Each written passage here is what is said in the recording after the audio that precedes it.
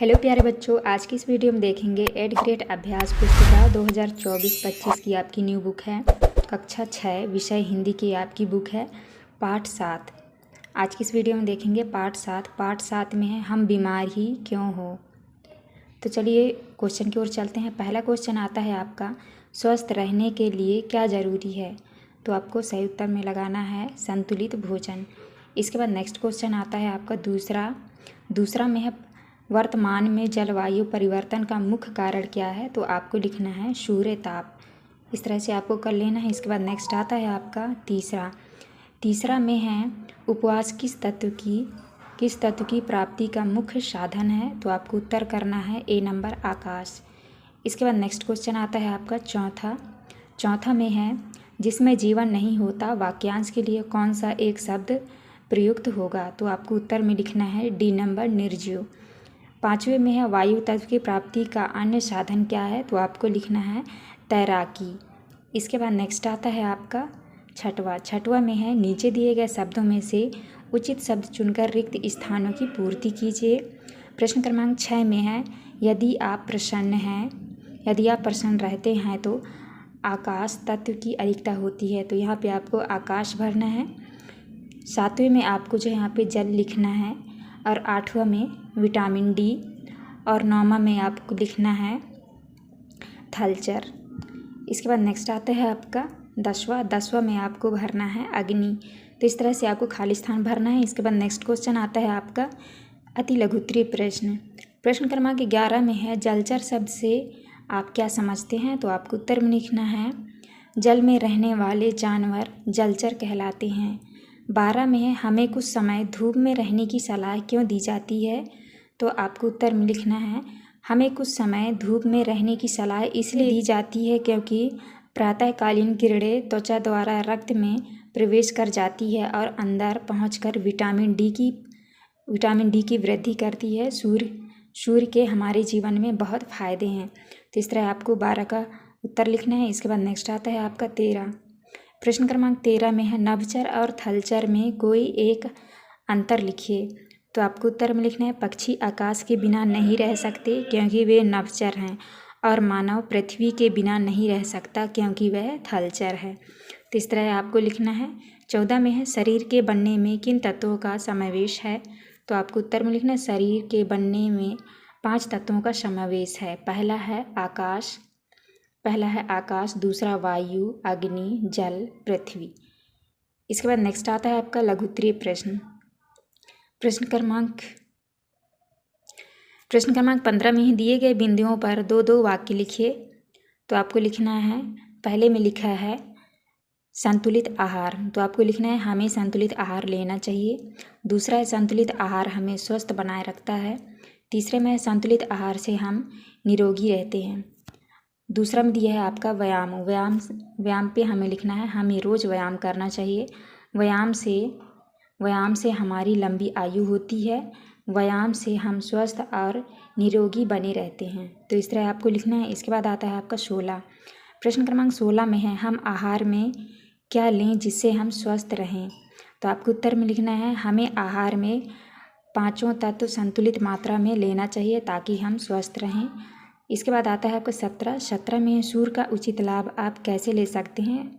उत्तर में लिखना है सूर्य का सही लाभ लेने के लिए स्वास्थ्य विशेषज्ञ सूर्य निकलने से पहले उठने को अच्छा मानते हैं। इसके बाद आता है आपका 18 में है आप वायु तत्व को प्रदूषित होने से कैसे बचाएंगे, कोई 3 उपाय बताइए।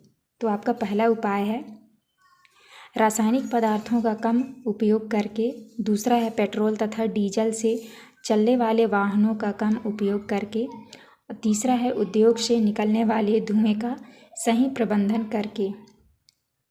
इस तरह आपको करना है। इसके बाद आता है आपका दीर्घ उत्तरीय प्रश्न क्रमांक 19 में हम मानव के कौन से कार्य नभचर को हानि पहुंचाते हैं। तो आपको उत्तर में लिखना है वह उपवनों को नष्ट करके शहर बसाए जा रहे हैं जो वायु को दूषित कर रहे हैं। आए दिन अणु बमों के परीक्षण होते हैं। फलस्वरूप ऋतुएं अपने समय पर नहीं आती हैं और हम महामारी से हमेशा ग्रस्त रहते हैं।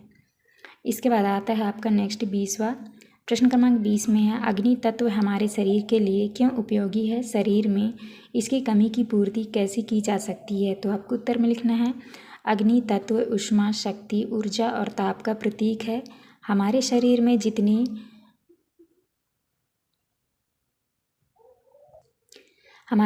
जितनी गर्माहट होती है वह अग्नि तत्व के कारण ही है। यह तत्व अधिकांश रूप से शरीर को निरोगी रखता है। इससे बल और शक्ति प्राप्त होती है।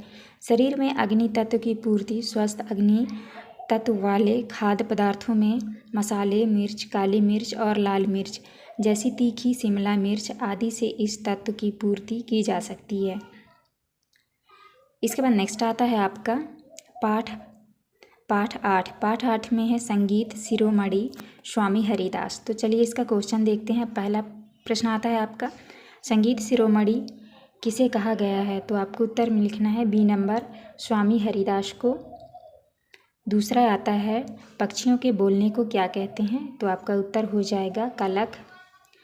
तीसरे में है, दीपक राग का संबंध किससे है? तो आपको लिखना है आग। इसके बाद नेक्स्ट आता है आपका चौथा में है, दिल बाग बाग हो गया वाक्य है। तो आपको लिखना है मुहावरा। पांचवें में है, तुलसीदास का दूसरा क्या नाम है? तो आपको उत्तर में लिखना है तुलसी पत्र। इसके बाद नेक्स्ट आता है आपका रिक्त स्थानों वाले प्रश्न क्रमांक 6 में है, कला और संस्कृति भारत की पहचान है। तो यहाँ पे आपको भारत भरना है और 7 में आपको मधुर भरना है और 8 में रविंद्र, 9 में है लाघव और 10 में भरना है पहला।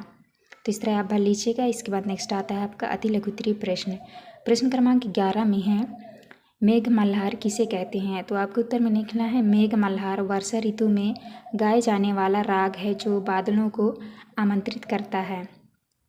12 में है, रूपा ये है तानसेन तुम्हारे गुरु भाई। वाक्य में कौन कौन से विराम चिन्ह हैं? तो आपको लिखना है वाक्य में विस्मयादि बोधक विराम चिन्ह और पूर्ण विराम चिन्ह हैं। इस तरह से आपको करना है। इसके बाद नेक्स्ट आता है आपका 13 में है, स्वामी हरिदास का संगीत सुनने के लिए अकबर ने क्या उपाय किया? तो आपको उत्तर में लिखना है, अकबर ने तानसेन को गलत गाने के लिए कहा ताकि स्वामी हरिदास सही संगीत गा सके। इसके बाद आता है 14 में है, उपसर्ग लगाकर 4 शब्द बनाइए। तो आपको उपसर्ग लगाकर 4 शब्द बनाना है। पहला है उपहार, उपस्थित, उपकरण, उपलब्ध।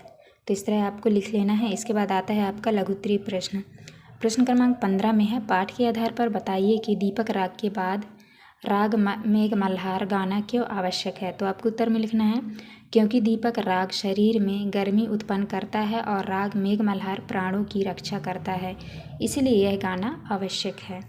16 में है, रेखा, शीला, रजनी और संगीता विद्यालय जा रही हैं। वाक्य में विराम चिन्हों का प्रयोग करके लिखिए। तो आपको उत्तर में लिखना है रेखा, शीला, रजनी और संगीता विद्यालय जा रही हैं। तो इस तरह से आपको विराम चिन्ह इनमें लगा लेना है। जैसे कॉमा लगा है तो इसी तरह आपको लगा के लिखना है। इसके बाद आता है आपका 17 में है, तानसेन ने अपने गुरु को अंतर्यामी क्यों कहा?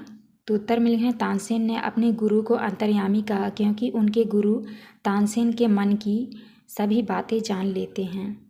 18 में है, स्वामी हरिदास और तानसेन के गायन में मुख्य अंतर क्या है? तो आपको लिखना है, तानसेन अकबर को खुश करने के लिए गाते थे जबकि स्वामी हरिदास भगवान श्री कृष्ण को रिझाने के लिए गाते थे।